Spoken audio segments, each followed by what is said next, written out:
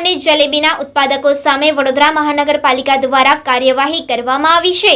છેલ્લા 8 વર્ષથી વડોદરા મહાનગરપાલિકાના આરોગ્ય વિભાગ દ્વારા દર તહેવારના સમયે મીઠાઈઓ, ફરસાણો અને અન્ય ખાદ્ય સામગ્રી વેચતા દુકાન ઉપરથી સેમ્પલો લેવામાં આવે છે, જે રિપોર્ટ બાદ ફેલ થાય છે, પરંતુ આજ દિન સુધી એક પણ દુકાન, રેસ્ટોરન્ટ, ફેક્ટરી સીલ કરવામાં આવી નથી।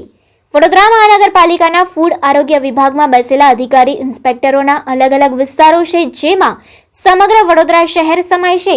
હજારો ઉપરાંત ખાદ્ય પદાર્થો વેચતા દુકાનદારો છે, જેમાં છેલ્લા 8 વર્ષમાં 1000થી વધુ દુકાનો, રેસ્ટોરન્ટો, ફરસાણની દુકાનના સેમ્પલો ફેલ રિપોર્ટમાં આવી ચૂક્યા છે। તેમ છતાં નજીવા દંડ આરોગ્ય વિભાગના અધિકારી દ્વારા કરવામાં આવે છે, જ્યારે તેમના પાસે કાયદા પ્રમાણે રેસ્ટોરન્ટ, દુકાનો કે જેમના સેમ્પલો ફેલ આવ્યા હોય તેને સીલ બંધ કરી દેવાની સત્તા છે અને સજાની જોગવાઈઓ પણ છે। આવા કાયદાનો ઉપયોગ અધિકારી, ફૂડ ઇન્સ્પેક્ટરો કેમ કરતા નથી?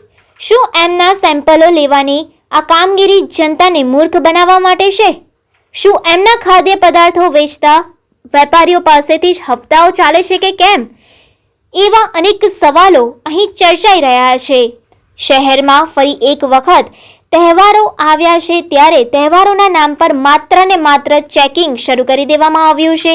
ગતરોજ મકરપુરા વિસ્તારમાં આવેલ લક્ષ્મી સ્વીટ એન્ડ ફરસાણ માર્ટમાં ચેકિંગ હાથ ધરવામાં આવ્યું હતું। ફાફડા અને જલેબી સહિત ખાદ્ય સામગ્રીના સેમ્પલ લેવામાં આવ્યા બાદ કાર્યવાહી દરમિયાન સ્વચ્છતાનો અભાવ જોવા મળ્યો। સ્વચ્છતાના અભાવને લઈને વેપારીને પાલિકાની નોટિસ આપવામાં આવી હતી।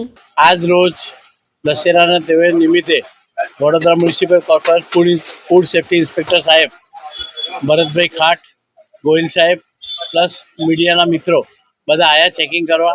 ખૂબ સરસ વાત છે, હું ખુશ છું એનાથી કે ચેકિંગ થવી જોઈએ। વડોદરા વાસીઓ અને નગરજનોને સારામાં સારી આઈટમ ખાવા મળે એવી એમની પ્રયત્ન છે કે ભાઈ કોઈ બી શોપવાળાએ કોઈ મિલાટવાળું છે કે એવું છે, એની બધી મારા ત્યાં ચેકિંગ કરી અને બધી વસ્તુ જે વસ્તુમાંથી મેં જે બનાવ્યું છે, જલેબી, ફાફડા, બેસન આપ્યું છે, તેલ આપ્યું છે, જલેબીનો સેમ્પલ આપ્યો છે, તેલનો સેમ્પલ આપ્યો છે અને મેં બધું આપ્યું છે અને ક્વોલિટી નંબર 1 જ રાખું છું। કાલે દશેરાનો જે તહેવાર છે એમાં લોકો ફાફડાના જલેબીનું ખાસ સેવન કરતા હોય છે। એના બાબતે આપણે છેલ્લા 4-5 દિવસ વડોદરા શહેર જુદા વિસ્તારમાં ચેકિંગની કામગીરી હાથ ધરેલી હતી। આજ રોજ ઝુંબેશ રૂપે તમામ વિસ્તારમાં જે 8 ફૂડ સેફ્ટી 8 ટીમ છે, વડોદરા શહેરના જુદા જુદા વિસ્તારમાં સેમ્પલની તેમજ ચેકિંગની કામગીરી હાથ ધરેલ છે।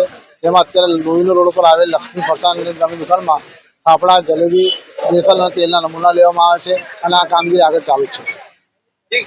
કેટલા પ્રકારના નમૂના અત્યારે અહીંથી લેવામાં આવ્યા? અત્યારે 4 નમૂના લેવામાં આવે છે।